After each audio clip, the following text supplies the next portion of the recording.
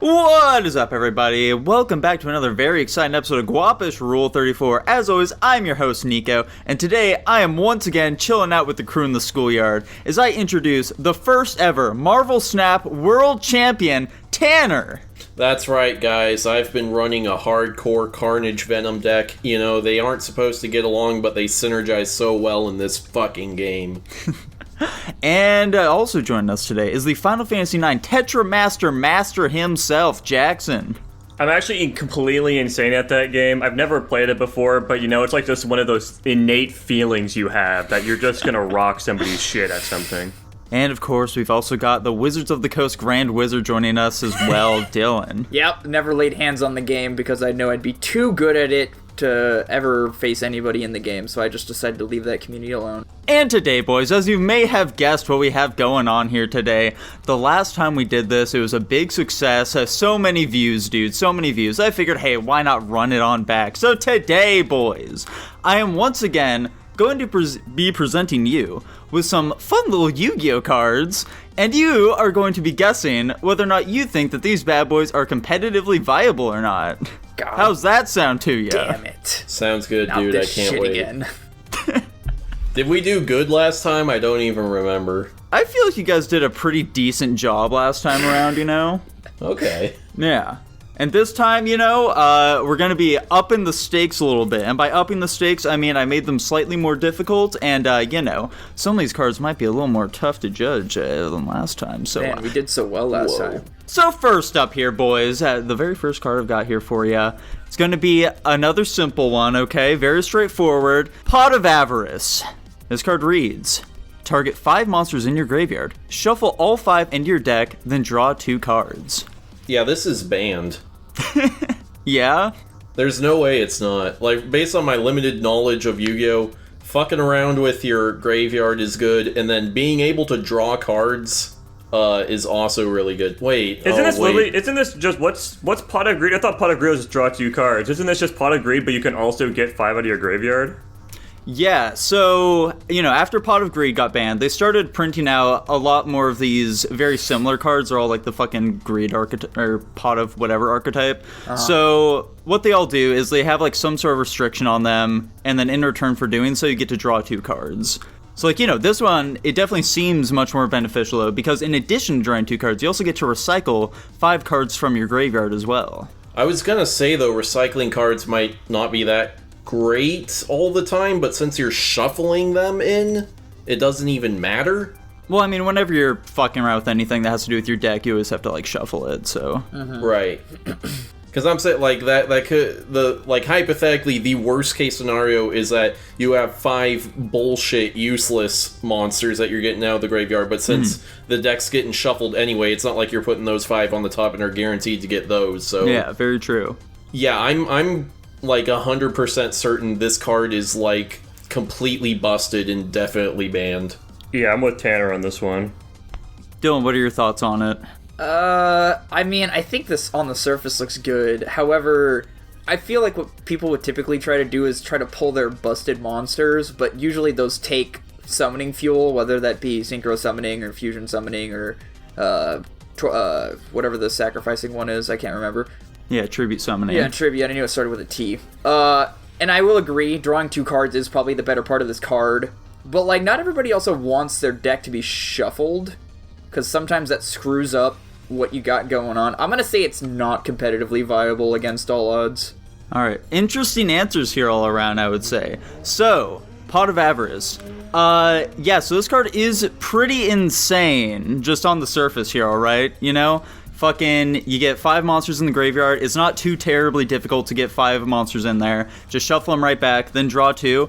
Pretty simple, you know, very straightforward. This card was indeed banned for quite a long time. In the early days of Yu-Gi-Oh, it saw a shitload of play. However, that's when we get to the more modern side of the game, boys, where things are a little less, well, we view this card a little less favorably now. So, like, you know, this is still a good card, like, it's fine, however, it really does not see a lot of play nowadays. It's not super competitively viable, I would say. The big thing about it is that in Modern Yu-Gi-Oh, what you're really trying to do is you want to get to your starters so you can like start popping off, you know, just really get all these combos going and shit like that. However, like by the time you're actually able to fill up your graveyard with 5 monsters, you've already done all that shit. And so this card really isn't going to do much for you to really get things going. It's just kind of a win more card in that instance.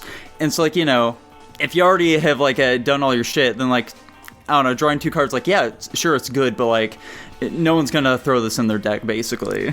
I feel Gotcha. like, in addition to that, one thing I didn't mention is a lot, I'm not going to say a lot, but some Yu-Gi-Oh cards are focused on banishing cards from graveyards. So even, you know, at the point you get this card, here the monsters you want could already just be banished from your graveyard at that point as well. So is this more of a not it's good card, but mostly is this, or like, I guess is the point of this not, is this a good card, or instead it's, you know, is this a meta card? Yeah, like, how viable is this in today's space, basically? Okay. I'm gonna be honest, I didn't grasp that having 5 monsters in your graveyard was a requirement. I was assuming it just meant if you have, you know, that many, you have to put them in your deck, not that you needed them in order to do, you know, the effect of the card. Yeah, no, that is the prerequisite for activating this. I don't know if that would have changed my mind necessarily. I probably wouldn't have said it's banned if I weren't, you know, had a bit better reading comprehension here. Fair enough, dude. That's why you gotta read the semicolons, dude. That semicolon, everything before that has a cost. Therefore, you have to do it in order to do the shit. Is that how the nomenclature in Yu-Gi-Oh works? Yes. Crazy. What's up with the Hitler stash? I was gonna mention it, but It's avarice. He's full of avarice.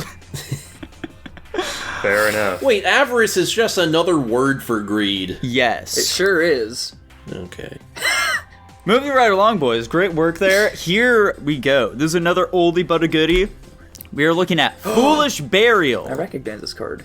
Send 1 monster from your deck to the graveyard. What are we thinking, boys? So you to be like you get to search through your deck and find a specific monster. That's right. Just pick one of any monster in your deck, throw that bad boy in the graveyard. I don't know anything about how this game works, but I feel like there's probably some deck you'd build around needing like sacrifices to the graveyard. I'm pretty sure that is a thing that happens, and I feel like this would be a good utility for something like that if you need something specific. It also just seems really simple. I think that's like a red herring, so I'm going to assume this is a viable card. From my limited knowledge, I think it is easier to target summon specific things from the graveyard than it is to do it directly from the deck. So I'm also gonna say this is viable. Yeah, I'm just gonna... Most of the time, if cards are targeted by spell card effects, or if they're sent to the graveyard, that usually is something that'll trigger something in their text somewhere in their abilities, especially if it's a beefier card with, you know, a laundry list of things. Another thing, though, is that you have I mean, I'm not going to reference Monster Reborn specifically, but you have cards such as that, or maybe you already have a monster on the field or in your hand that can just grab things from the graveyard because it's more accessible, or, you know, that's just how card mechanics work. So that's why I think it's competitively viable. Yeah, there's no pulling the wool over your guys' eyes on this one. This card is fucking busted. Yeah. Is this banned or is it still allowed? It was banned for quite a while. I think that you're allowed to have 1 copy per deck right now. But Jesus. yeah, basically every deck can make use of this thing. There's so many monster effects that have to do with it just like being sent to the graveyard or activating themselves in the graveyard and shit like that. Yeah, basically any card that can just like fucking send any monster there is pretty freaking crazy, boys. And no cost. Nice. Exactly, no cost whatsoever. Alright, next up here. We're done with the simple ones, boys. We're getting to the slightly more complicated ones now here. Up next, we have Ash Blossom and Joyous Spring. Alright, this is a monster here. This is gonna be another hand trap, much like the fucking like ghost girl that we saw before. So, this is a zombie tuner monster. When a card or effect is activated that includes any of these effects, quick effect, you can discard this card, negate that effect. So, this will be just like negating any of this shit. Add a card from the deck to the hand, special summon from the deck, send a card from the deck to the graveyard. You can only use this effect of Ash Blossom and Joyous Spring once per turn. How's she looking? Do we all comprehend that very well? I'm reading it again. Yeah, Okay. I got it.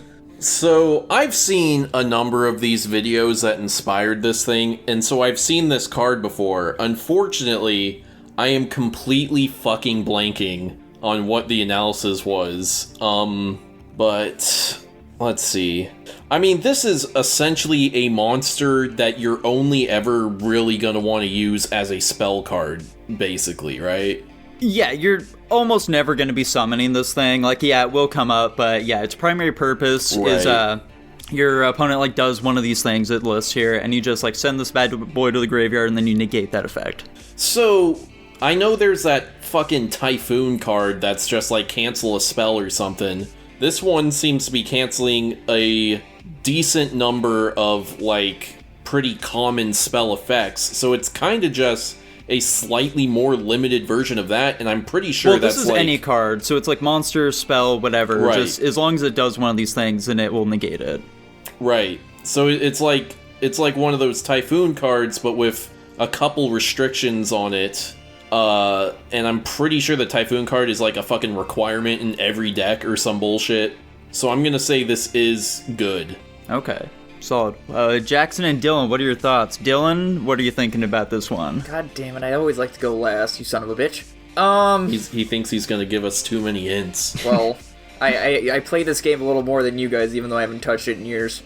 Regardless, I don't know, because it's always difficult when you have cards that need something to happen. Also, it says specifically quick effect. I don't know if that means that the spell it is targeting needs to also be a quick effect in addition to one of those three things that's happening. It doesn't, no. Quick effect just means that, like, you can activate it, like, during your turn or the opponent's turn. So this card itself is a quick effect, is what it's saying? Yeah. Okay. That effect much is better. A quick effect. However, this card still does need to have these specific things happen.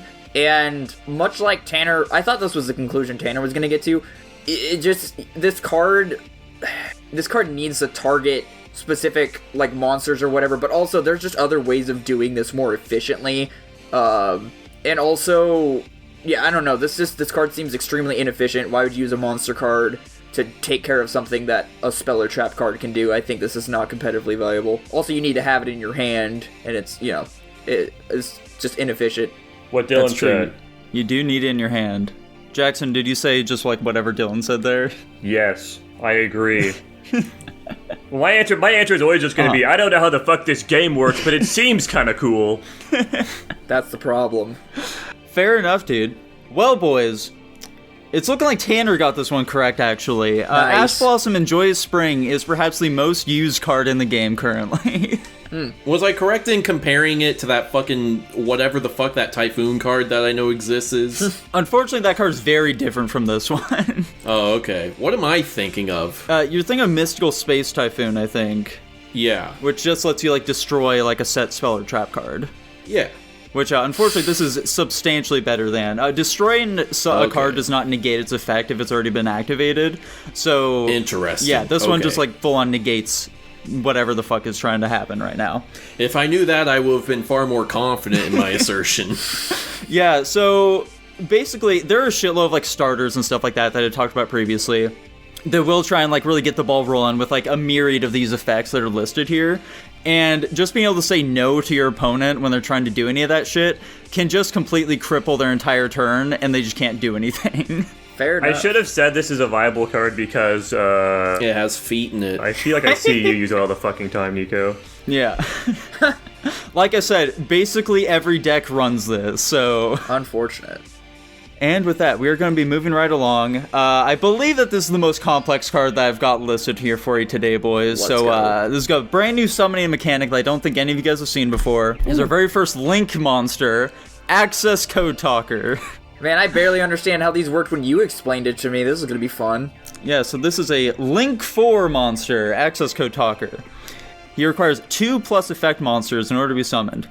His effect reads, your opponent cannot activate cards or effects in response to this card's effect activations. If this card is link summoned, you can target one link monster that was used as material for its link summon. This card gains attack equal to that monster's link rating times 1000. You can banish one link monster from your field or graveyard, destroy one card your opponent controls. Also, for the rest of this turn, you cannot banish monsters with that same attribute to activate this effect of Access Code Talker. Wait, Seems good to me. Wait, one card your opponent. You cannot ban monsters. So I feel like, first of all, I should probably explain what exactly a link summon is to you guys. Yeah, go ahead. Sure, go ahead and do that first. So, there's an extra deck mechanic. So basically how it works is you have 40 cards in like your main deck, and then you have like a 15 card extra deck. So extra deck is just like a bunch of these big guys, like fusion monsters, stuff like that, where as long as you meet their summoning requirements, you can just like bring him out whenever. You don't like draw him or anything like that. So in order to summon him, all you need is 2+ effect monsters, and they just need to reach a link rating of 4.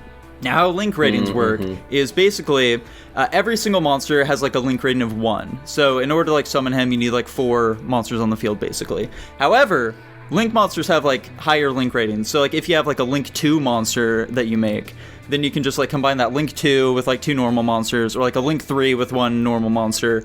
And yeah, from there you'll just like keep fucking doing that shit. So does that make sense to you guys? Yeah, it Yes. does. Okay, fantastic. Is there anything in particular about this card that you have questions that you need clearing up? Yeah, so for this last part, cannot banish monsters with that same attribute to activate. So is the attribute the stuff in the brackets? No, so that's going to be like up in the top right there. So like he's a dark attribute. There are like 6 different attributes. So like theoretically you could do this like 6 times. Realistically, it'll probably only happen like once or twice per turn though, I'd say. Okay. So banish from your field or graveyard. Okay. Yeah, if you And then really wanted to, if you're destroy- really that down bad, you can just banish him if you want. So you'll basically always have something that you can do with him. Does destroying a card, is that just sending it to the graveyard? Yes, that's correct. Okay. Okay. So I don't know if you said this specifically, but like hypothetically you can do the banish thing up to 6 times per turn. Yes. Okay.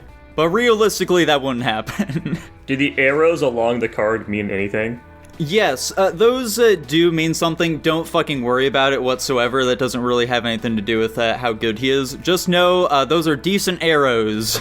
So in all likelihood, based on the first part of its effect, it's gonna be coming in with an attack rating of like 5,300. Yeah, they're like, you know, if you use like a fucking Link 3, then yeah. One of the other ways that a lot of people summon it is through like this one Link 2 monster. They'll allow you to like become immune to destruction effects or whatever as well. So in that case, it would be like 4,300 instead. But Okay. Opponent cannot activate cards or effects in response to this card effect activations. So anything that we're reading on here, the opponent just can't do jack shit about? yeah, basically. Okay. Is there any way for them to do anything that isn't via cards or effects? Yeah, so like, Okay. if like, let's say like he gets summoned and they activate something like, I don't know, Torrential Tribute or something like that, which just like, you know, when a card is summoned, just like it gets destroyed, something like that, you know. Then in which case he wouldn't be immune to that, you know. He wouldn't be able to like fucking do anything in response to it. It's just like when he Okay. activates an effect, they can't like try and negate it. Gotcha. Okay. How hard is it to get those, get like lower tier Link monsters onto the field? Very easy. Link Okay. monsters are like the most accessible extra deck option. Ah, okay. This is tricky. I'm like on the fence. I'm really kind of 50-50 on this one. It might be... Because essentially what you're doing with the second one is you're just trading a monster to destroy a card. Yeah. And I don't know how often that can be worth it. So I'm just gonna flip a coin in my mind. I'm gonna say this card used to be good, but is not good any longer. Like some kind of development happened in the meta where there's like fairly easy workarounds this now. Interesting. Okay. Jackson, what are your thoughts on it? Dude, I still think this card's peak. It's cool looking. It's got good arrows. It does have good arrows. That's true. That's true. And that's the end of my analysis. It's viable, dude. It's viable. That's all you really need. Dylan. I don't think this card is viable because I feel like there's too much cost associated with this card. You're kind of just murking your own side of the battlefield. Plus, if you really are just trying to get rid of one of your Link monsters to destroy a card that your opponent controls, you have other cards that can do that don't require that sacrifice. In addition to that, it says that this card can't be affected by responses to this card's effect. You can just let, like, a turn pass and then just dispose of this monster when it's not in response to it. There's just too many, it's like Tanner said, there's too many workarounds with this card, so I think with the cost it inflicts on your own side of the field, and then also just the workarounds where specifically the response aspect of this card, I do not think this card is viable. Plus, like, the whole attack points thing, you're not gonna, like, sacrifice a Link 2, or you might sacrifice a Link 2, but, like, you're not gonna sacrifice a Link 3 necessarily to get this card, because you might just be losing out on, like, an effect or, like, attack points that way, so that's my reason. Well, boys, unfortunately, this card is fucking busted. God damn it. I fucking called it, boys. I know my cards. Sure enough. Yeah, he's like, he's just a big dude who can get onto the board insanely easily. He has really generic materials, just 2 monsters, basically. If you can get a Link 3 onto the field, he becomes massive. In a lot of decks, what ends up happening is you kind of like Link climb, is kind of like the terminology we use here, where you just like keep like linking up monsters to like get bigger dudes like him. So, like I said, you'll probably have like several Link monsters in your graveyard who you can just like banish to have them like pop a bunch of shit. And so if he just like clears your opponent's field, then he can just attack for massive damage at that point. He is like the game ender card. Gotcha. See, I figured game enders weren't necessarily one specific monster card anymore. I thought it was a series of chain reactions, because that's what I've seen gameplay like normally. It most certainly can be. So there's this archetype of Link monsters called the Nightmares, and their whole thing is like you summon them, and then you just like keep going through like higher links of them, and like each one of them is able to like pop a different like type of monster on the field, or like spell and traps and shit like that. So by the time you get to him, you have like so many options to just like get rid of shit. So the board will basically be clear by the time that he's done using his effects. Right. Okay. That's a real big strong boy. And now, guys, I don't remember if we did a trap. Oh yeah, we did do a couple trap cards last time. Yeah. This time around, this is a fun little wacky one for you. We are looking at the Great Noodle Inversion. Let's go. Let's ramen. This is a weird ass picture. It is a normal trap card. It reads, add the bottom card of your deck to your hand. Then take 1 card from your deck, shuffle, and place that card on the bottom of the deck. I don't know if this would be you giving away too much information. How easy is it to get... Actually, let me ask a more basic question, because I don't know the answer to this one. When a trap card is resolved, is it sent to your graveyard? Yeah. Okay. How often or easy is it to get trap cards back from your graveyard? It's not insanely easy. I will say there are a couple of archetypes who do like specialize in trap cards basically, and they can very easily just like keep getting this back if they really want to. Okay. I mean, so like the strongman argument, the steelman argument here is that sometimes you'll get fucked on the shuffle and the critical cards you'll need will be at the end, and so normal play where you're always drawing from the top won't put them there, and this can kind of mitigate that. That seems like such a niche occasion, and I think most of the times if it's a deck that's really reliant on getting specific cards, you also have cards that are like literally just search the deck and find this. So I'm gonna say this card isn't good. Okay. It's too niche to really be useful in the vast majority of decks. Interesting. All right. Dude, I think the picture's funny. I think this is a really weird and niche use case card. I can't imagine it being very viable. All right, fair enough, Dylan. What about you? As much as drawing a card is good, I don't see the value in drawing the bottom card and then just taking a random card from your deck and shuffling it. Like, that's just essentially accomplishes nothing. Like, maybe every once in a while you get lucky with the bottom card of your deck, but like you were explaining, like, using... That would be like in the case where this card can be used multiple times, which requires setup, potentially. And it's just, the payoff is not worth the work it takes to get there, so I don't think this is very viable. Well, good news, boys. You're all able to suss that one out fairly easily, it sounds like. Yeah, this card is not very good. It is pretty doo-doo, actually. Makes sense. Nice. Yeah, so trap cards are inherently handicapped by the fact that they need to be, like, set, and then you cannot activate them until the next turn. And so they need to have really crazy effects in order to be viable whatsoever. And being able to just, like, draw a card is unfortunately not good enough. Not for a trap card, no. Yeah. Like, you know, the idea that, like, okay, well, I can, like, pick one card that I want to really make sure I don't draw next. Like, that's neat, I guess, but, like, it really does not ultimately accomplish anything whatsoever. Yeah. Right.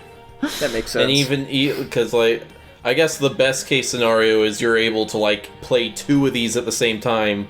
That way you can have one to choose a specific card that you really want and put that on the bottom. And then you get it when you activate the second one, but that's you playing 2 cards to draw one card you really wanted. So, like, hypothetically, you are setting yourself up so that if you use a second one of these or activate it a second time somehow, now you got the exact card you want. True.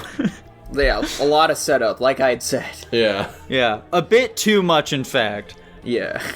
Next up here, boys, there's gonna be a nice little classic one here for you. This is Solemn Judgment. I've seen this one. This is a counter trap card. It reads, when a monster would be summoned or a spell trap card is activated, pay half your life points, negate the summon or activation, and if you do, destroy that card.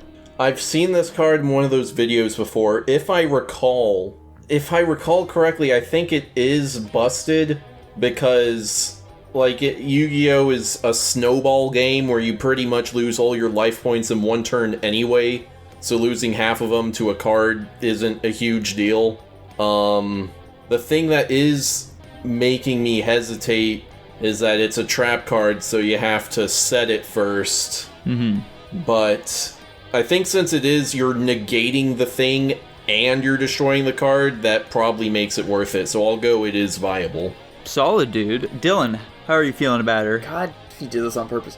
Remind me, what does the... Because this obviously isn't a continuous.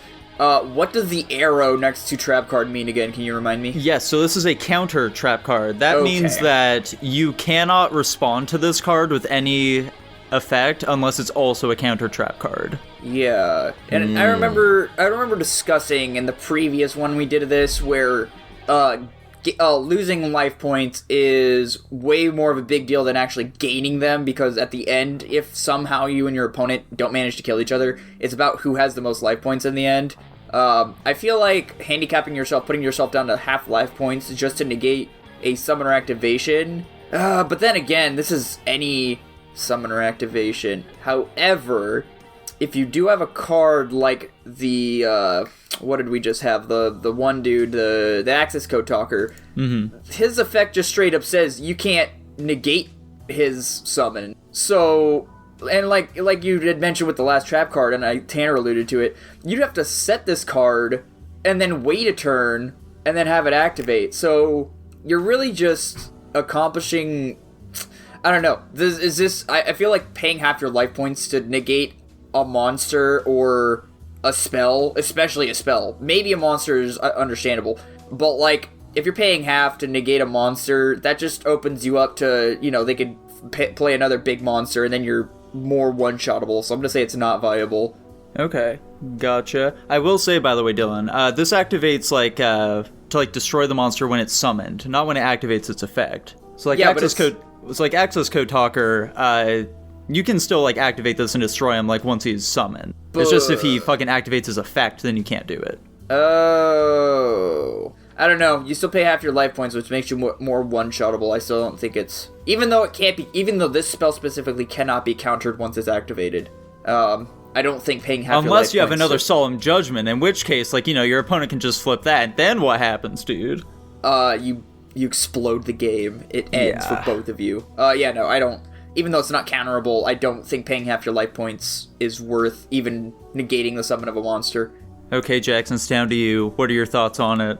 Yeah, so I've got no concept of whether or not being passive or active with cards is generally better overall. Obviously, trap cards are passive just by their nature. So I'm not even looking into that at all. This definitely does seem very powerful, and also Nico constantly tells me that LP literally doesn't matter at all. So I'm just going to go ahead and say that this seems pretty viable. Yes, Jackson is indeed correct. Life points do not matter whatsoever. The fact that you have to pay half your life points, well, this may as well be just a free activation in my book, dude. Yeah, so, basically the way this card reads is you just say no to whatever your opponent is doing, and that is a very strong effect, and for that reason, this card has definitely seen quite a lot of play, and is still very good, I would say. I may be overthinking this a bit. Yeah, unfortunately, Dylan, being able to negate whatever your opponent is trying to do is fairly strong. I haven't been in the competitive scene for a while, if you could imagine. Fair enough, man. And now, boys, that brings us to our final card of today. Whoa. We are going to be looking at a card that I'm sure will be near and dear to Dylan's heart. Ooh. Gameciel, the Sea Turtle Kaiju. I don't know if I've ever seen this card before. It's a kaiju, dude. You love those guys. I mean, I do, but... okay, anyway. This is an aqua water monster, boys. Got a bunch of stars. Look at those. It reads, you can special summon this card from your hand to your opponent's field in attack position by attributing one monster they control. If your opponent controls a kaiju monster, you can special summon this card from your hand in attack position. You can only control one kaiju monster. When your opponent activates a card or effect, except Gameciel the Sea Turtle Kaiju, quick effect, you can remove 2 kaiju counters from anywhere on the field, negate the activation, and if you do, banish that card. This card has 2200 attack and 3k defense. Look at that. Wait, hold on. So, if your opponent controls a kaiju monster, you can special summon this card from my hand in attack position. Yeah, that's right. So this is part of an archetype of kaiju monsters. So they've got like a Godzilla and all this other shit. So like if you, let's say, like put this card on your opponent's field, and you also have like another kaiju in your hand, then you can just like summon the kaiju onto your field. Wait, onto your field. If your opponent in attack position. Okay. From your hand by attributing so they control. So it's saying there's 2 different ways of getting this one special summoned to the field. Yeah. Either you sacrifice one of their monsters, you tribute one of their monsters, and you put it on their field. Yes, that's correct. And I assume that means they now control the monster? Yes, that is correct. Uh-huh. And then, if they already have a kaiju on the board, you can special summon this one to your own field. Yes. How do a lot of the kaiju monsters have that if your opponent already has... All of the kaijus have that exact effect. Okay, I'm getting the idea of how this deck is supposed to be played at the very least. Card or effect, except that one. You can remove 2. And then what are kaiju counters? Alright, so kaiju counters are a part of like the kaiju deck, okay? So basically they have just like a bunch of other different cards where it's like, throw this down the field, like whenever like an effect is activated, throw like a couple of kaiju counters onto it. So they just understand they have ways of getting kaiju counters onto the field if they want. Right.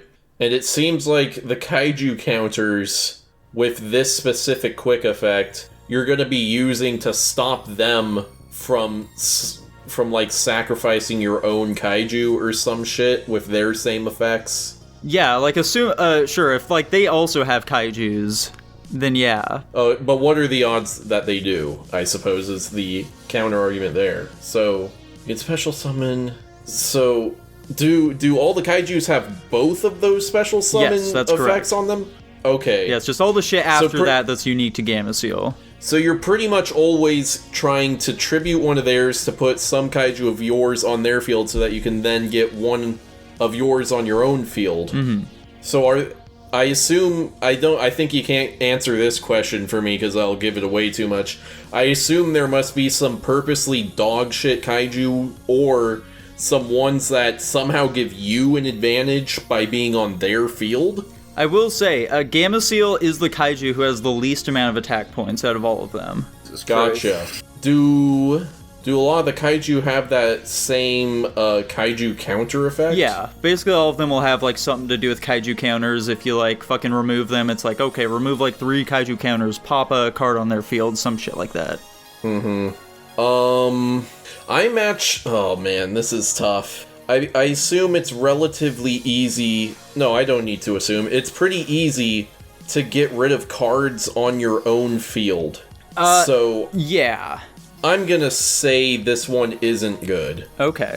Interesting. Because they can just pretty easily play around the bullshit you're trying to do by putting stuff onto their field purposely. I guess it is like you... Ah, damn it. Fuck. So you get to get rid of a good card of theirs for free to put this, like, semi-bad kaiju card up there. Yeah.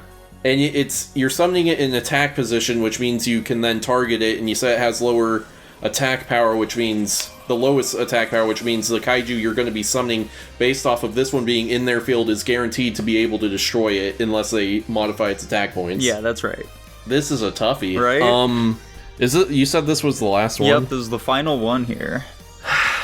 I'm gonna stick with my gut and say it's not good. I think there's something I'm overlooking here that makes it so that you're not able to do a lot of this shit consistently.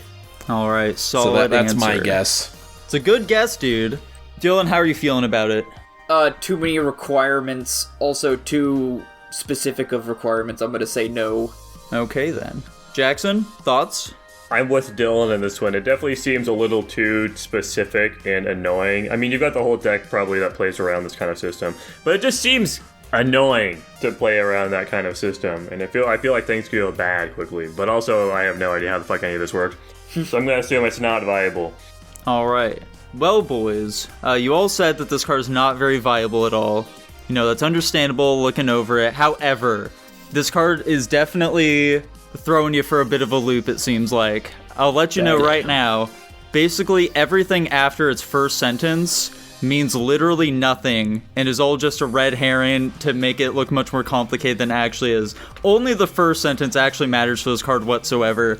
So the fact it can get rid of one of their monsters for free, that's all that matters? Yes. The rest of it never comes into play when this card is used, which it is a lot, because this card is very good. Damn. People use this card outside of, like, its main deck? Yes. Constantly. And the reason... So this is another monster where people are essentially using it as, like, a spell card where they're like, I can get rid of their thing and put in this much easier to defeat monster. That is correct. It's a polymorph. It's almost like a polymorph. Damn it, Tanner. Precisely. It's okay, we're both goated. We know what we're talking about here.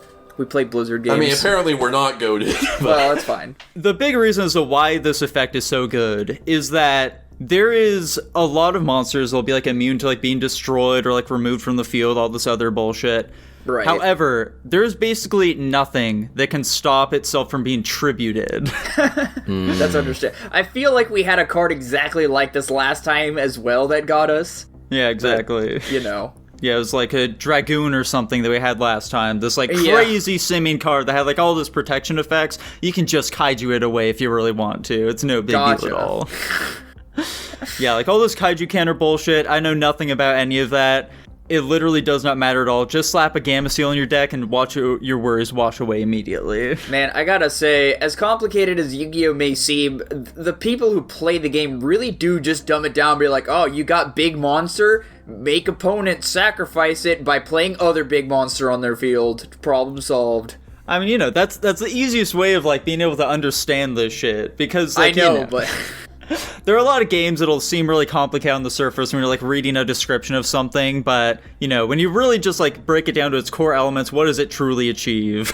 Right. And that's what really What's matters, you know? What's its most important effect? And in this case, it's, you know, opponent has to tribute a card. Yeah.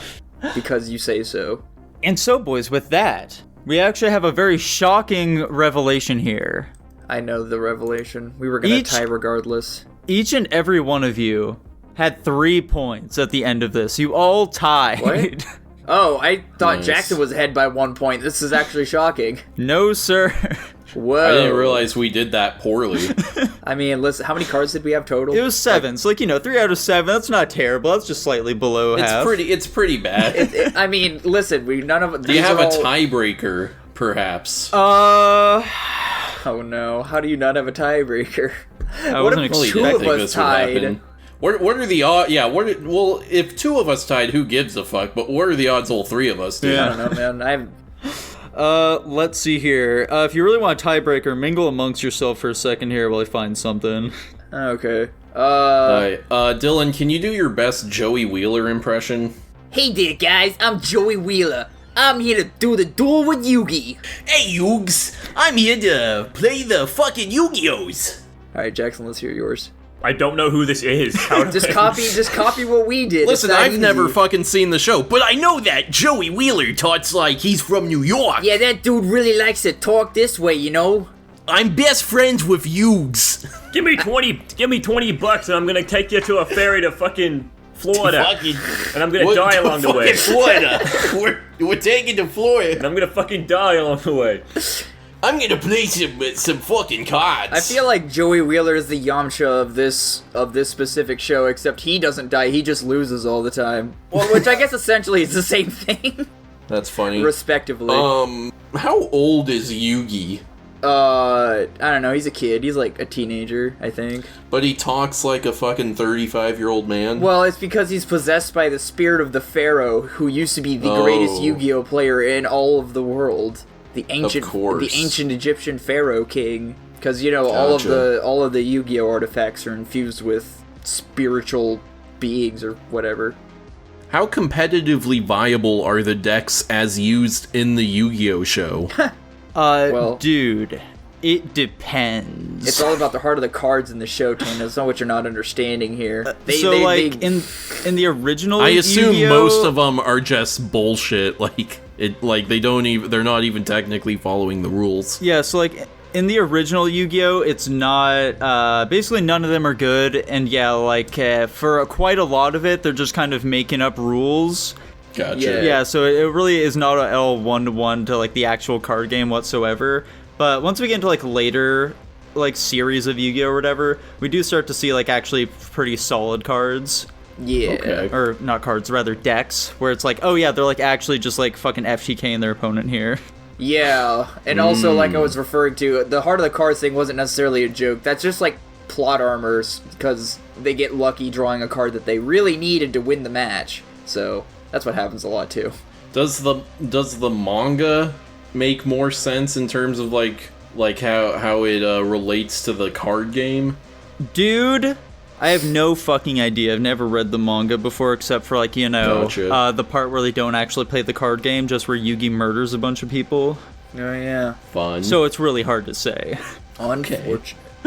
But boys, I have tracked down a final card for you for the big old tiebreaker. Are you ready, folks? Fantastic. I hope so. Yes, sir. All right, we are looking at another pot card here. We are checking out Whoa. Pot of Desires. Whoa, it's got Pot of Greed on the back. Oh, it's both of them, actually. It is.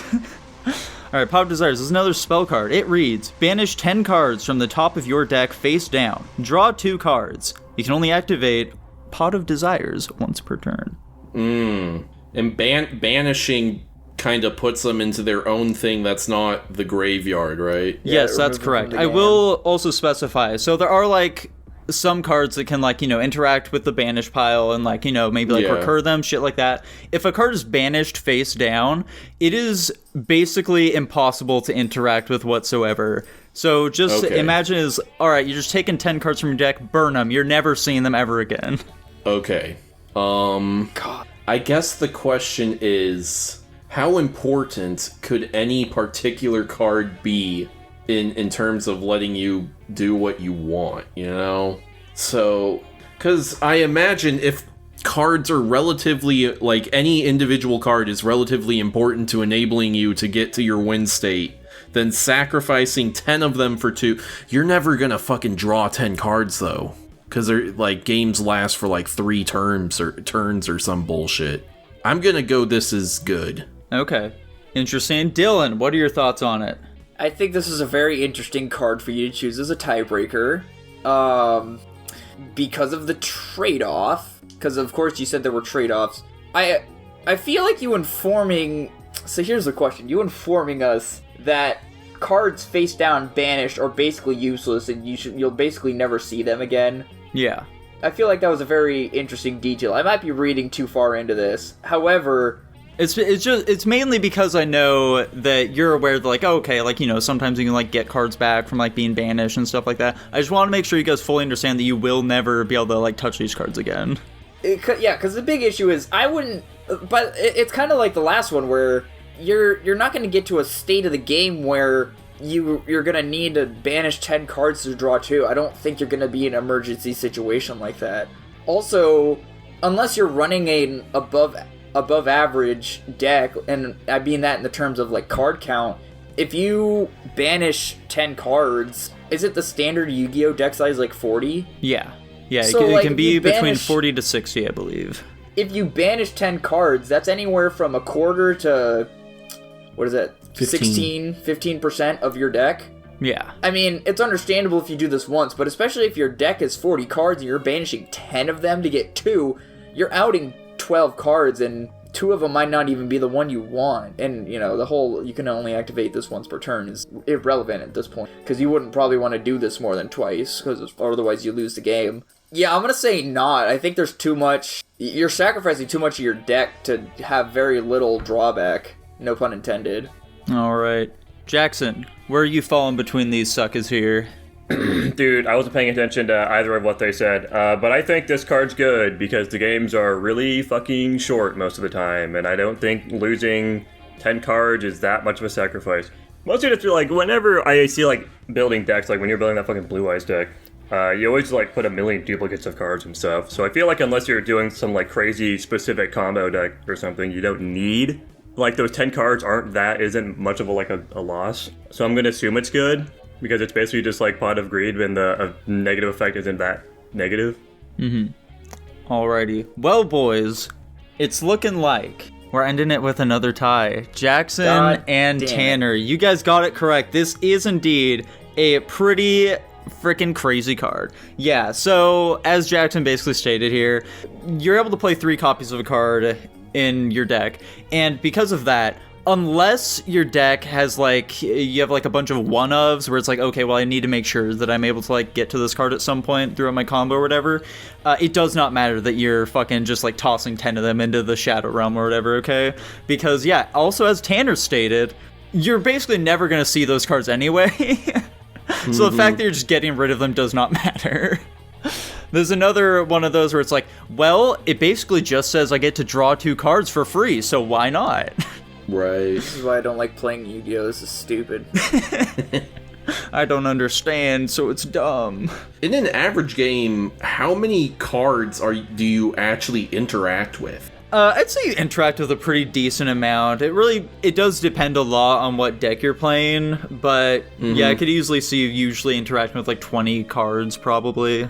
Okay, so even that, like, most of the time, you're only ever going to interact with, like, half your deck. Yeah, exactly. Okay, yeah. Yeah, so getting rid of 10 of them doesn't really matter all that much. Radical. I don't know, I just view too many situations where even if you have 3 of a certain card in your deck, you could easily just get rid of those 3 with this one card, and then you're screwed. That could very well happen. You can get insanely unlucky with it, but, you know, statistically speaking, you're probably fine. Maybe. And with that, boys, I hope you enjoyed it. That was another big ol' gay Yu-Gi-Oh time for us. Oh boy, I can't wait for the Magic the Gathering hosted by me next time. There we go. Yeah, that'll be a I'll be much better at that one. I've actually played that fucking game. Oh, let's go. We could do one with Hearthstones too. Yeah. We can do it with the Digimon trading that card one would game. put us all on. That one would put us all on much more even footing. Probably. I haven't played Hearthstone since high one. school. Yeah, let's Me do either. Card Fight Vanguard as well. The Pokemon TCG. You know, we can. I'm gonna do one of these with like a standard playing card deck. How competitively viable is the King of Clubs? Dude, I'm gonna Depends make on what game I'm you're gonna do playing. this with King's Corner rules. How good is the fucking eight of hearts? There you go. Nico, old boy, what are we doing next? Oh, well, I'm happy you just mentioned Old Boy, Tanner, because I'm about to check out my old boys over at Guapish at the movies. Guapish at the movies. We're the kids in America. America. Whoa! We're the kids in America. Whoa! Perfect. Jackson, what did we watch this week? Our Patreon pick this week was coming to us hot from Steve Harvey's Ghost. Thank you for the pick. We're watching. Hunter. That is Hunter. Whoa. I'm glad you guys remember these things. I don't. And of course, this is the 2001 film Jimmy Neutron Boy Genius that he picked. I guess I'll give the synopsis of this film.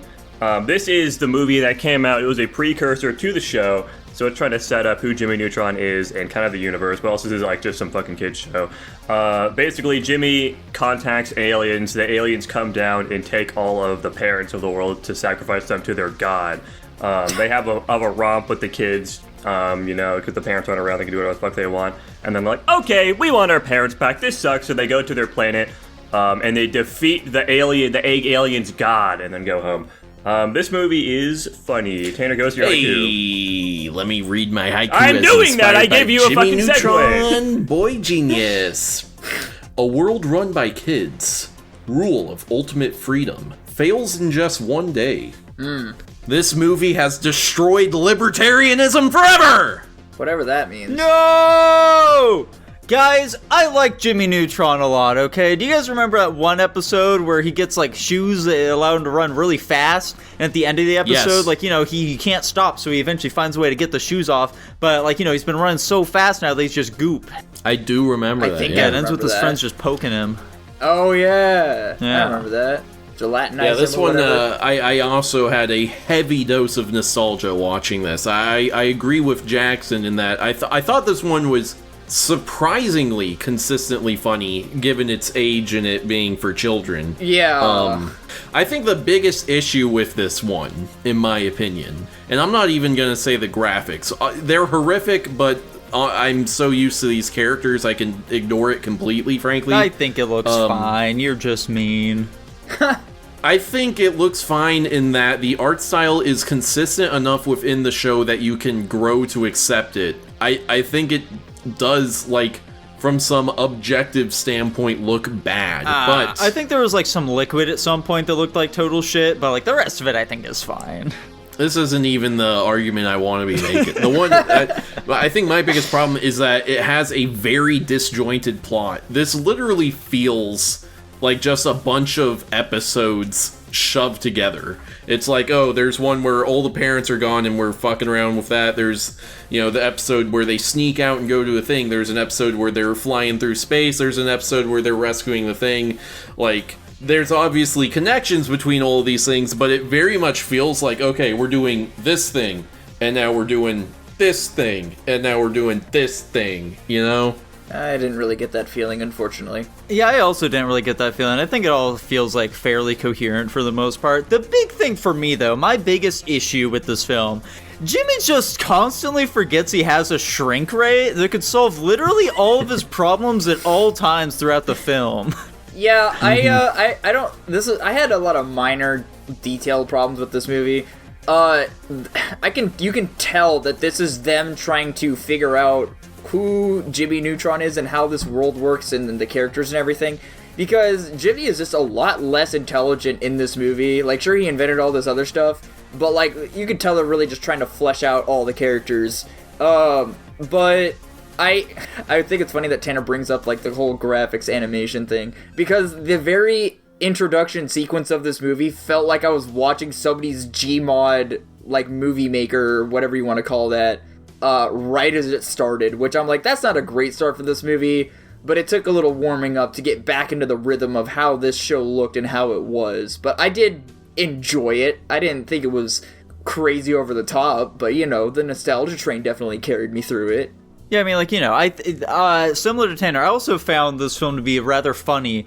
The thing is, though, once they land on the planet was where I just kind of checked out at that point. I was like, okay, I don't really care all that much about what's happening at this point anymore. Everything prior to that I thought was quite the hoot, It was great seeing our pals Sheen and Carl again. They're consistently great. Fucking seeing Nick get his comeuppance at the end of the movie was just hilarious.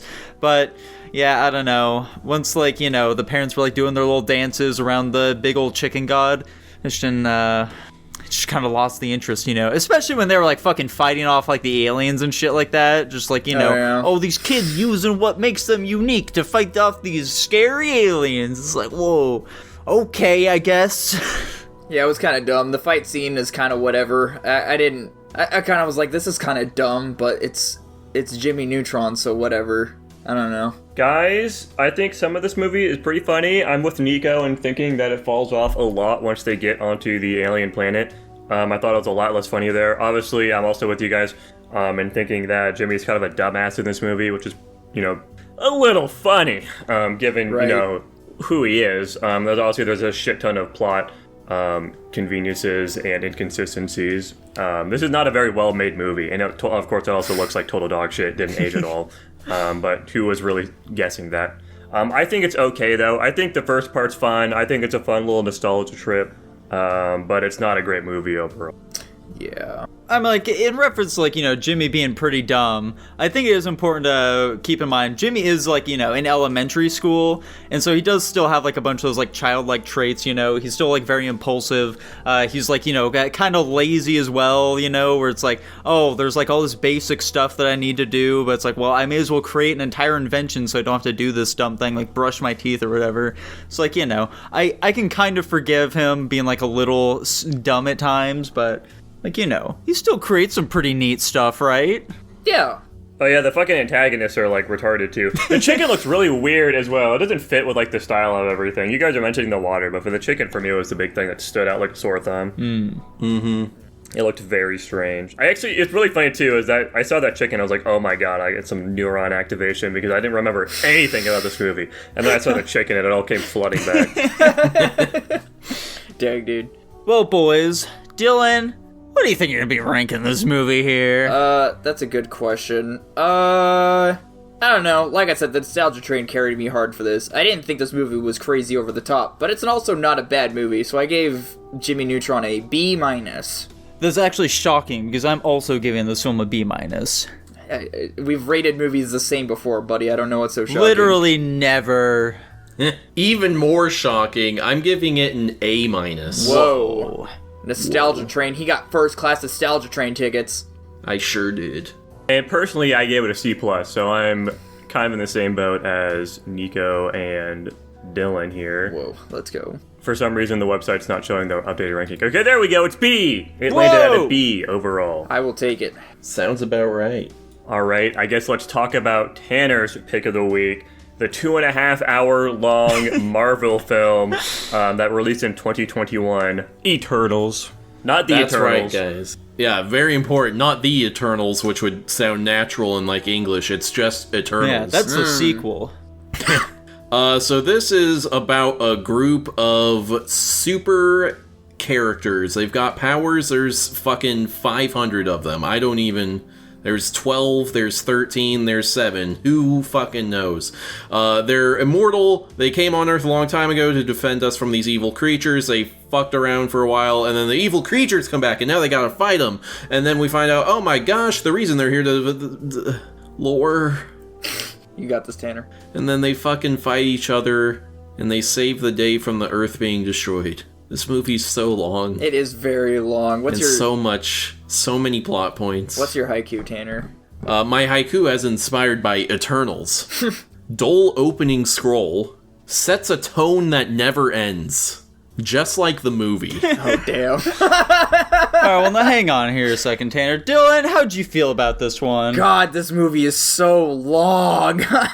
I feel like we've gotten the long point in here, but, like, you know, as for the rest of the film... This movie cannot hold a single note. Like, it chooses so many directions that it doesn't commit to any of them. Like, it's a cool superhero movie, but wait, there's drama. Maybe they're becoming people. Oh, they're not people at all. Oh, now they want to kill each other. Oh, by the way, they're immortal, but they can die. Oh yeah, by the way, there's these deviants that were just locked in the ice, because... oh, by the way, one of them's still loyal to this celestial that created them and is not like the other ones for some reason. They're having emotional drama that, why would this thing leave him stuck on a planet for thousands of years if he didn't want that to happen?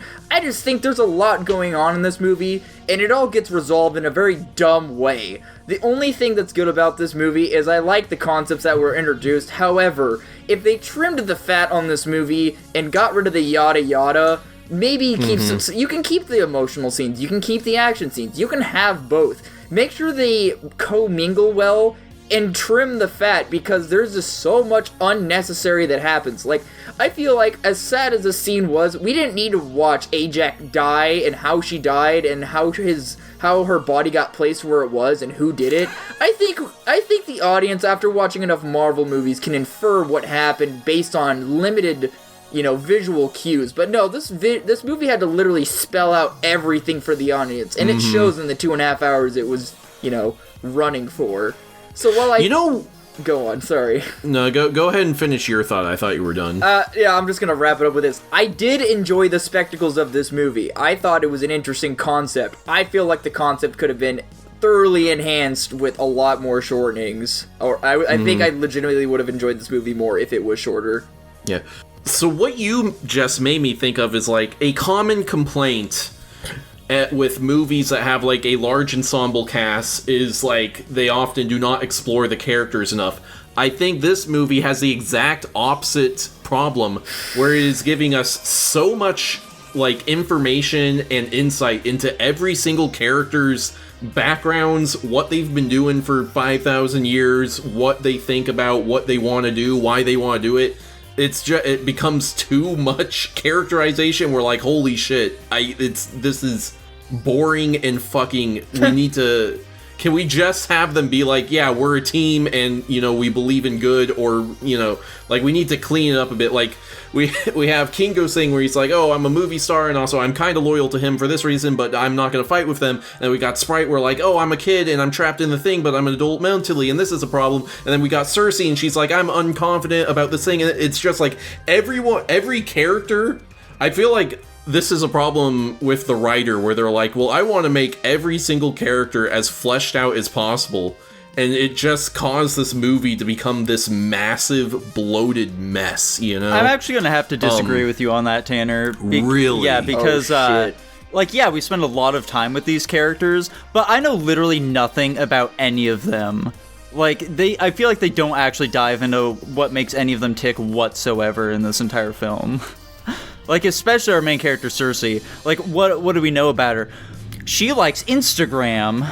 That's it. I was gonna say, I will say, I agree with both you and Tanner. I do believe they flesh out these characters a ton, but it's also surface level. It's like they started writing a story and got ADHD'd off into another character and forgot that they didn't finish explaining the last one. And they just did that over and over again, running in circles. Like, do any of the characters even have arcs in this film at all?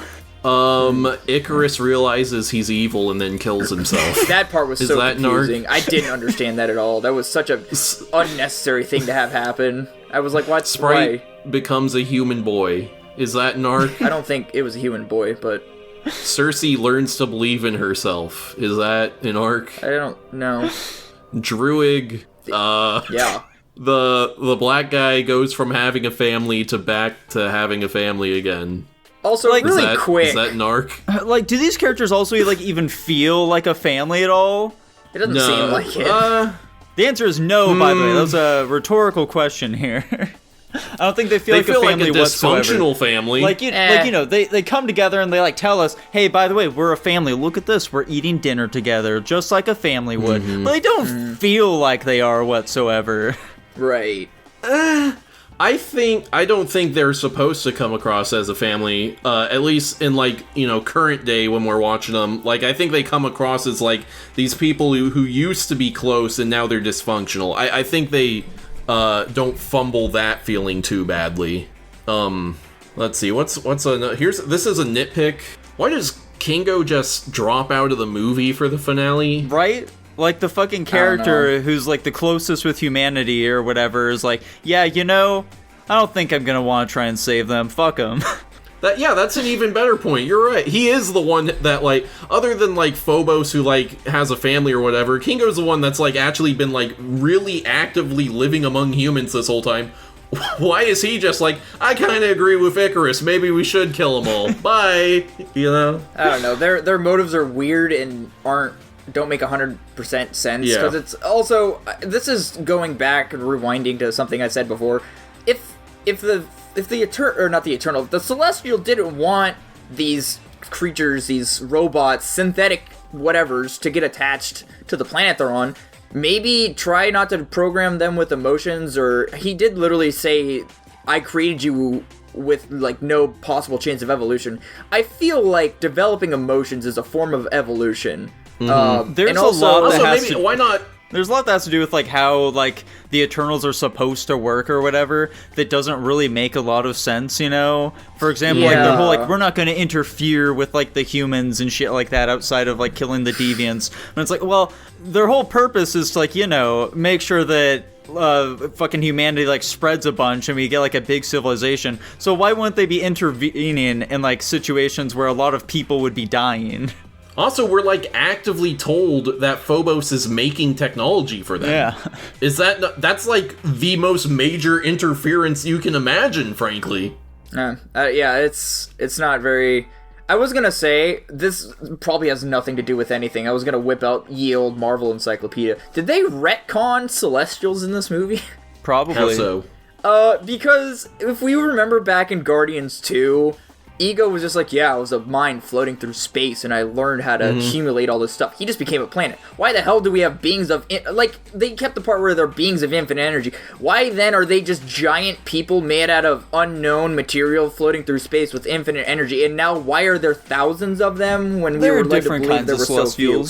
But, like, Ego also... was a really stupid Celestial that didn't think to make a body. But, like, also, why... So, does that... Like, they just retcon so much. So now Arsham is just the prime Celestial, which I don't means- think he's the Prime Celestial. That's what I it think said he in the just beginning. is... Oh, I thought he just was one. And then, like, why is it... again, this is getting in the weeds that it shouldn't matter. Why does it matter that a new batch of Celestials is born every billions of years? Because they make stars. But don't they live forever anyway and have infinite energy? Why does there need to be more? The whole point Because they're just trying to spread life throughout the universe. But, like, they don't need to do that if they live forever and have infinite energy. They could just just do want that. to. The motivations for this movie are dumb. Anyway, That's true. Yeah, that's not an entirely unfair point. It's just what they do, I guess. I don't know. Yeah.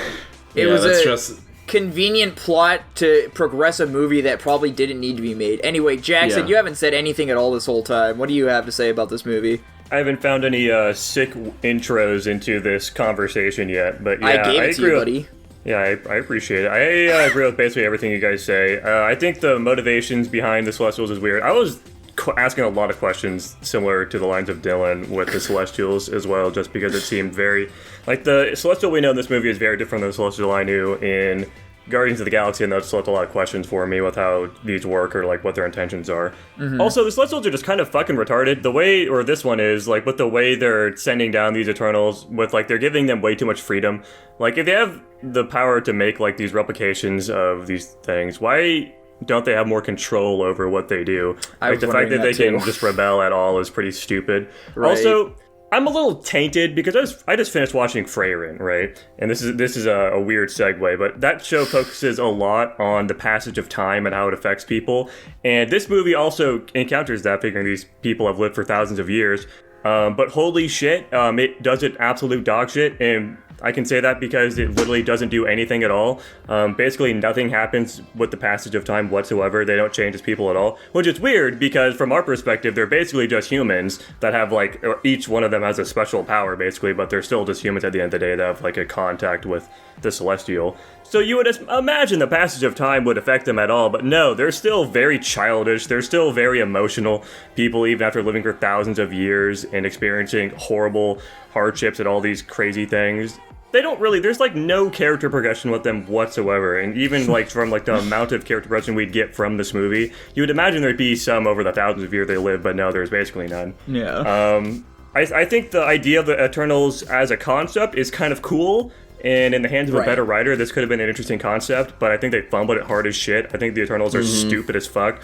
I think the Celestials concept is pretty poorly managed. Also, nobody mentioned this yet, but a lot of the CG in this movie looked pretty fucking bad. Oh, yeah. I don't know how that happened. I don't know how to quantify CGI. Yeah, I do kind of like the gold circle-y effect thing. I think that's pretty cool looking, but everything else looks pretty bad, to be honest with you. I will say, you just reminded me of a point that I am slowly losing. God damn it.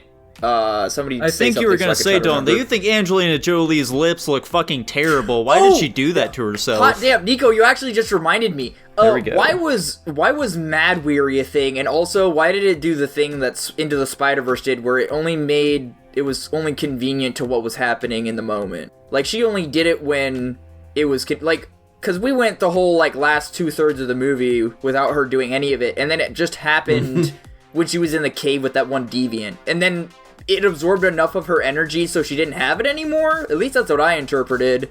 But also, why would they have some kind of... her overcoming it finally. She finally got past it. Potentially, but also, with Celestials having the power and concepts they have, why would they create beings that need to have their memory erased, or else they basically have this, constructs version dementia, of... basically. Not even dementia, it was, whatever the hell Halo calls it, rampancy, basically, where they just go mad and try to kill shit. Yeah, which is dementia. Well, I think dementia makes you passive, but okay. That kind of dementia can make you lash out in anger and stuff. That kind of speaks to Jackson's point about how this stuff could have worked with a better writer. 100%. The fact that her whole deal is she is remembering stuff from previous worlds, and that's what's causing her to go crazy. They should have had her say something that she was seeing, and that would be a major hint towards the mystery of how the Eternals work. But they don't do that at all. They figure out what it is based on, I think, Icarus just fucking telling them. Or no, it was Cersei. Cersei meets Reshiram. She finds out everything all at once. Yeah, it's and just then a big tells exposition them, dump. and then a big exposition dump, and then they retroactively go, "Oh, that's what the deal with Thena is."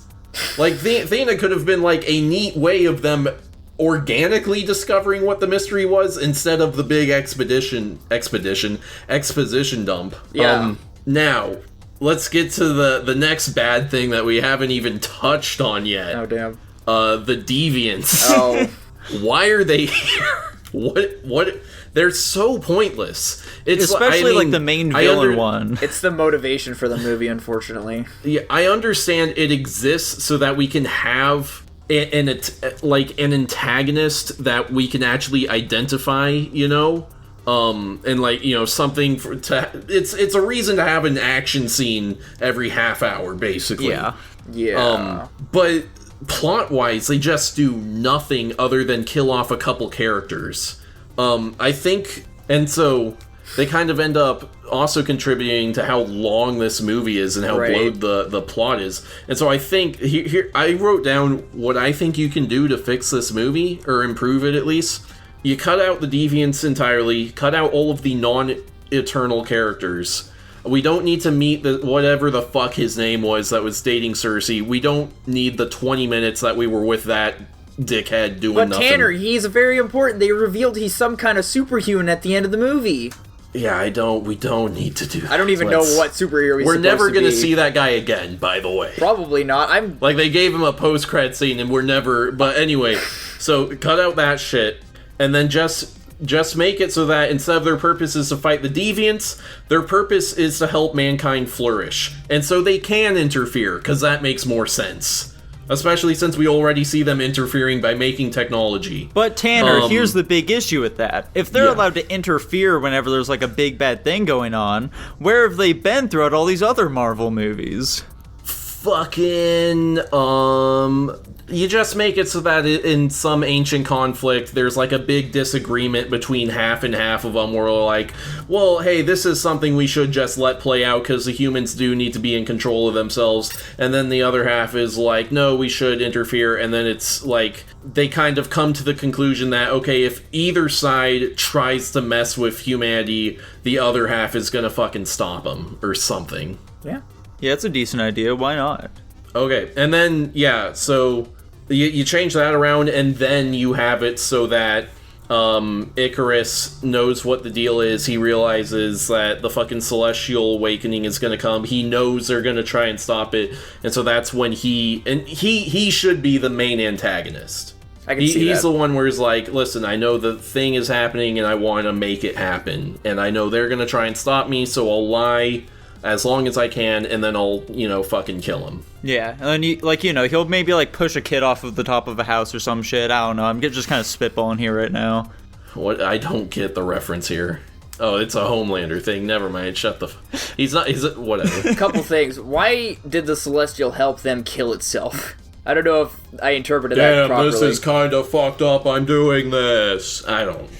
Also, I remember watching this movie, and I boiled down the Eternals to their most basic components, and Icarus is just Superman. Athena is literally, goddess of war Athena. Wonder Woman. Sure. Not necessarily. And then none of the other...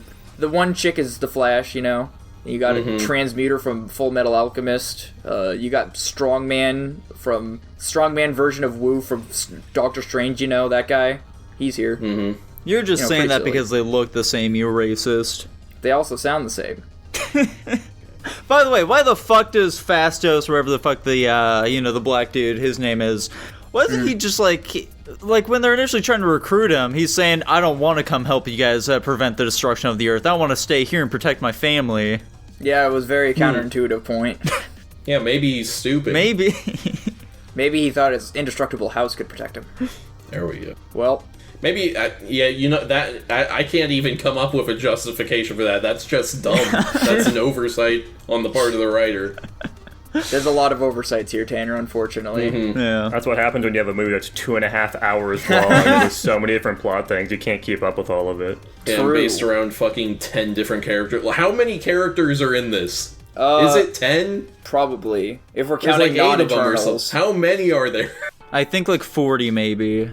Yeah, 40. I lost count at a There's certain 12. point. I'm pretty sure there's 12 apostles in this movie. Yeah.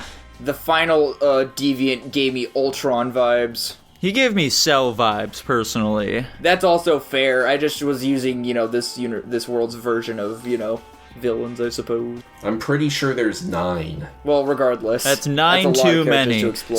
Speaking of too many, Dylan, what are you rating this one? I rated the first movie last time. So- I rated first last time. So Whatever. rate it. I honestly attribute this a lot to Power Rangers. This gave me hard Power Rangers vibes. You like Power Rangers, though. I know, which is probably why I'm putting in the same tier. I think I'm gonna give this. What do movie, you mean? I think I'm gonna give this movie an A-. Why? I still enjoyed it. I don't know. What? You spent the entire review shitting on this movie. Yeah, like, but I was looking at all these other movies, and I was like, I still think it's better than these other movies. What other movies? All the ones on the list. Anyways, you're I'm gonna- bringing it downtown. I gave this movie a C. I think this movie kind of sucks because it has the idea is cool and I like the idea of them like Eternals in general, but yeah, they just fumbled it with the writing. It's way too bloated. They should have just lowered the scope of this film a bit, and I think it could have been nice. I think they're also just trying to cater to the average Marvel audience, and that kind of And it worked, apparently. Yeah, it handicaps itself a little bit because of that. This film is absurdly dull. I'm giving it a C-. Yeah, I'm in between a C and a C- as well.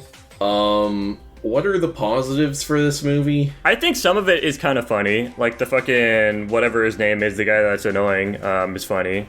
The annoying IRL, not annoying in the movie. Kingo? Yeah. I like his idol lackey that follows him around. Yeah, I remember that being funnier the first time I saw it, though. So, Dylan, you give it A-. What positives do you see in the film? I'm very easily entertained. But you said you were bored by it. Yeah, in the last half. Listen, I can't justify putting it below some of the other movies in B+. I can't, Name one of the movies you have in B+. Bell.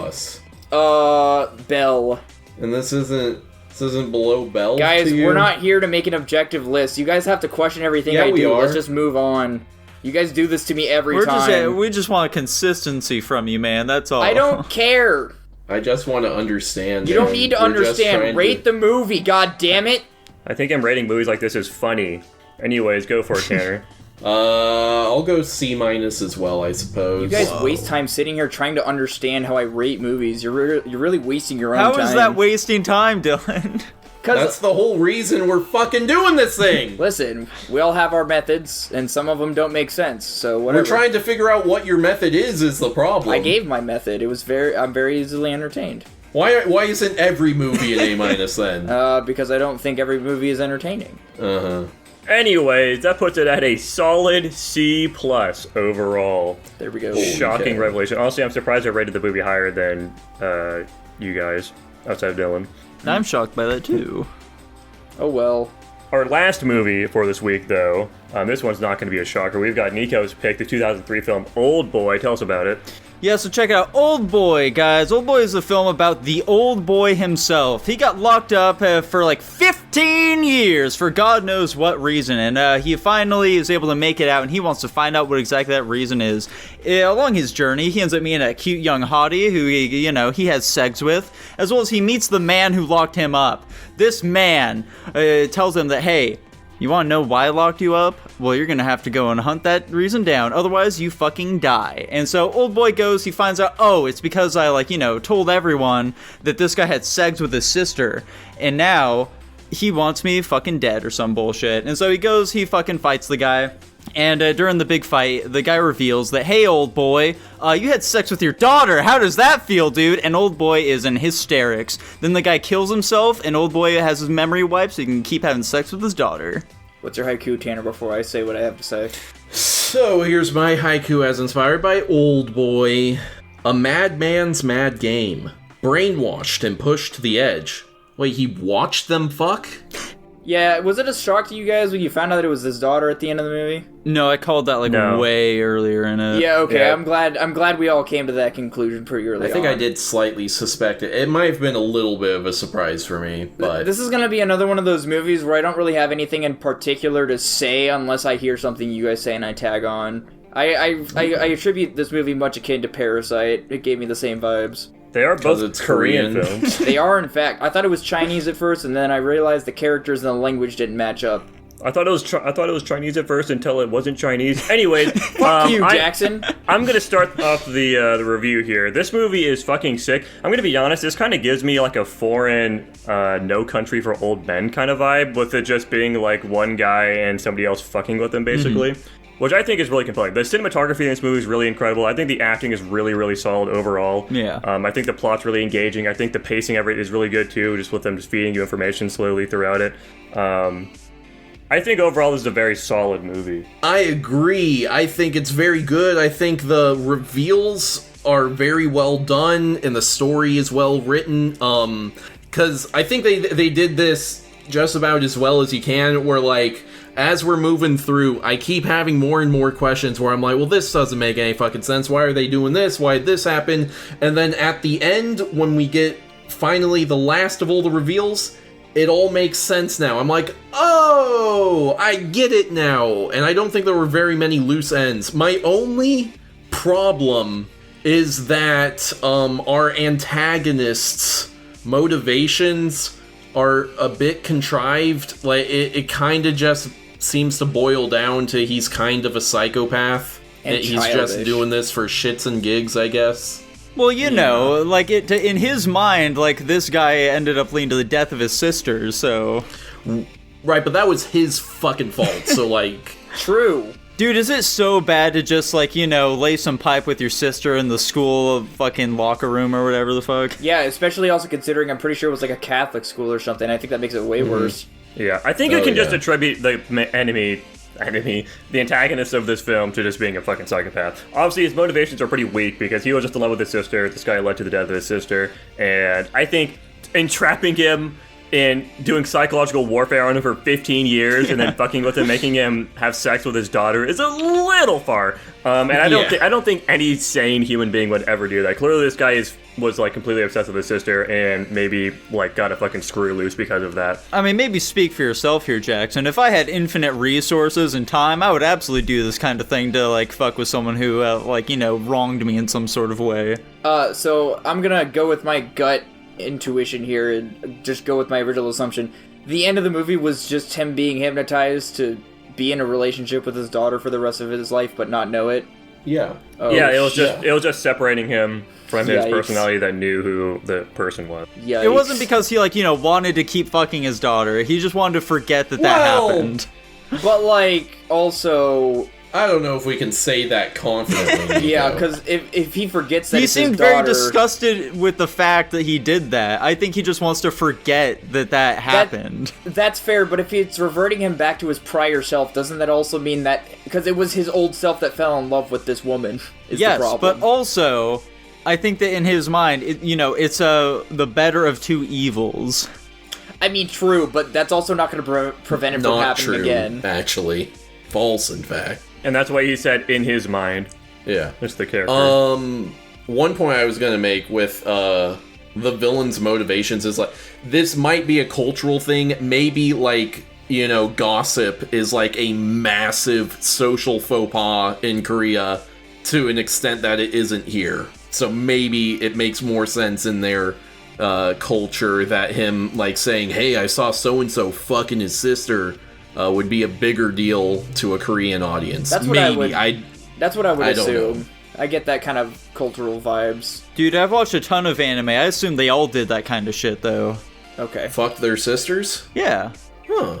The only other negative is like, and I'm very much on the fence on this one. This one might be a tiny bit too much of a slow burn for me. It might just.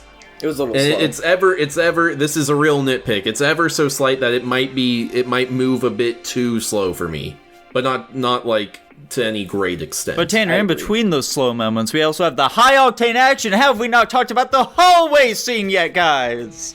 So here's how I was. I heard of this movie before because I watched fucking Corridor Crew do like a stuntman breakdown of this scene. So the only context I had going into this movie was this fucking fight scene, and then it turns out to be about a man fucking his own daughter. What the fuck, guys? Why? You can't. That's like if I, went up to my grandma and was like, "Hey, you should watch John Wick. It has a really cute puppy in it." It does. Yeah, the scene is definitely super famous. I've seen it like referenced in a ton of other things, which made me want to be like, oh, I should really check out this movie. Like I think in that the game Sifu, I think that there's like a level that just pulls directly from this, where you just have to fight a bunch of dudes in a hallway in the exact sort of manner here. So it's iconic for a reason. I gotta say, it was really fucking cool. This Yeah. scene has never been alluded to towards me in any way, so this is the first time I'm ever hearing or seeing about it. Bummer. It was pretty fine. What? I watch a lot of action movies, and so like the thing that kind of hampers that scene a bit for me is that like they commit to realism so much that it's not very actiony. Yeah, it makes it feel much more grounded and real. Which I appreciate it a lot. Yeah, exactly. I didn't think that the hallway scene was anything special or crazy. It was just kind of there. We got two wolves inside of the Guapish podcast. One that likes over-the-top bombastic action, and one that likes It something wasn't that's even more over the grounded. top bombastic action. That's what Yeah, I'm that's what saying. That's why you That's guys what he's didn't fucking saying. like Okay. it. I thought I thought I was on the negative end here. Sorry. No. I like the groundedness of this movie in general. Mm-hmm. Like I like everything. All the shit that happened in this movie seems like it could actually happen, which I can appreciate. Except the hypnotism. Well, I mean, yeah, actually, that was- I don't know. I don't know. And about also that. kidnapping a guy for 15 years. I mean, this is Korea, bro. We don't know how it goes. Oh, okay. Maybe that's just how it is over Yeah, there. they're like a third world country or something, I hear. They were doing a lot of murdering over there. I assume the rich guy probably has some ties to some people that would let him do that. Fun fact about Korea is straight up just like, there's like the big three families basically that own everything, and they're like Yeah. basically the government, because they're like just the entirety of the GDP of the country, so like anything they want, they can just kind of get, and they're like super all-powerful. It's like, Korea's kind of like a fucking like ultra-capitalist society, and people don't talk about it that much. Yeah. Anyways, yeah, Based? it's a fun time. Alrighty, boys. If we don't have anything else to say about Old Boy, Dylan, how about you kick off the ratings for No, this I'm not one? doing it. Somebody else gets to kick No, it off go this for time. it. No, Why not? What's so wrong with it? because I want to hear. Dylan, I'm I'm trying so scared to. of you. I'm trying to formulate which two of the ranks I'm trying to go between. So I want I everybody want to else hear to go everyone while I else's think about rank. it. That way I'll be able to just copy what they think. See, you say that, but I actually haven't done that in a long time. So fuck you. Pick somebody in a else. long time. I'm actually long so scared of you ranking this movie lower than Eternals. It is Just actually like somebody it's- else go. He wants to rank it lower than Eternals, Jackson. Someone else needs to go before he can do it. Yeah, this is the best movie we watched this week. I'm giving it an A. Whoa, Jackson, how about you, dude? I also gave it an A. Whoa, Dylan, how about you, dude? God, I think I'll go with the lower of my two and say A+. Okay. Whoa. Yeah, fuck you, Nico. You were actually thinking something like a B- initially. You Oh yeah, know sure it. I was, buddy. You tell everybody what I'm thinking. See how far that gets you. Let's see the receipts, buddy. You have it written down, don't you? Oh no, it's not gonna. Holy shit, he fucking got us, guys. Wait, you have Jimmy Neutron at B- right there. I sure do. I'm stupid and forgot what movie we're talking about. Nico, what'd you rank this one? I gave this movie an A. Whoa! Crazy. Hey, guys, this is going to shock you. It's going to blow your fucking brains. It landed at an A Like overall. the guy did in the elevator at the end of the movie. True. Yeah, I think this movie's sick. Honestly, I feel like I'll probably re-rank it higher when we do our re-rankings. There's a lot of shuffling I need to do with my ranks, as I'm sure all of us do, and this probably is going to go up higher a rank. Oh yeah. And with that, boys, that's another week of Guapish at the movies in the bag. And because of that, well, I don't know about you guys, but I kind of want to go for another week here. So, Jackson and Dylan, what movies do you guys want to pick? We're gonna be watching 1998's Godzilla. The American Starring Matthew Broderick? The one with Matthew Broderick, the Americanized version of this, or the first one at least. What's pretty funny is I actually was planning on picking Shin Godzilla, but I'm not going to do that anymore. That movie looks super sick, though. I want to. That movie looks so good. I have that one on Blu-ray. I have that movie on my list somewhere. Dude, you should anyway, pick Shin Ultraman or whatever instead then. I don't know. No. No, dude, I'm not going to do that at all. I'm going to instead pick... what the fuck am I going to pick, bro? I'm tossed up between two choices here. Do you guys want a 2014 film or a 2012 film? Dude, 2014. 2012. Dylan, you're the tiebreaker. I could flip a coin, but I'm gonna. 2014 sounds more interesting. Damn. All right, then we're watching the 2014 film Lucy this week. Whoa. You guys fucked up. Isn't this that movie with the fucking ads that we saw a billion times where it's like, they say the human brain only uses 10% of its... That's the whole thrust of this film is that she gets 100% of her brain access. Oh, and, it's that movie. I forgot about that movie. Yeah, it's got like I Morgan watched Freeman in it or some shit. yeah, I watched this in theaters with my mom, I think. I watched a lot of random movies in theaters with my mom, as I'm starting to realize now. I don't know why. I only ever saw the 50 billion ads they played for this fucking thing. Yeah, I know. I don't remember, like, basically anything. Just imagine if we watch the movie and that line isn't in it. Crazy. That'd be funny. Anyways, let's roll this fucking Patreon, boys. We're watching Train to Busan, the 2016 film, as requested by Mr. T. Whoa, Thank you, another Mr. Korean T. one.